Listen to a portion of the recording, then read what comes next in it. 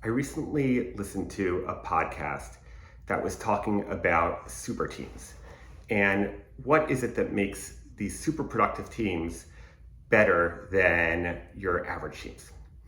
One of the things they found was that in super teams, the members of the team received much more regular feedback than in average teams. But there are a couple of interesting things that they noted about this feedback. And one is, it wasn't that it was more structured feedback, like they did monthly reviews instead of quarterly reviews. Second, it also wasn't feedback that was received from a supervisor necessarily.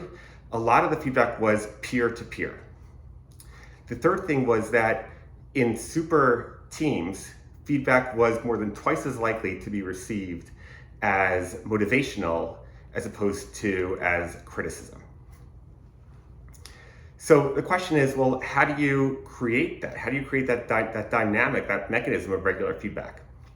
And what they found was really it became part of the culture. And the culture was that we are a team that seeks regular feedback for how we can get better at our jobs. So it was really part of the culture. It was asking how we can get better. You know, I've long maintained that feedback is one of the greatest gifts that you can receive from someone, and especially a peer, right? Supervisors know a lot about what you do, but it's really the people that are in the trenches with you on a day-to-day basis where you can get the most meaningful feedback. So my suggestion is to be more intentional about seeking out this feedback. You know, you get off of a conference call, you know, to ask someone else on the call, hey, how do you think I did? What could I do better next time?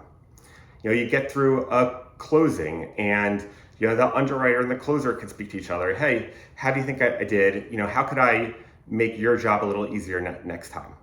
You know, and if we keep on seeking out feedback, then almost by definition, we'll be getting better every day.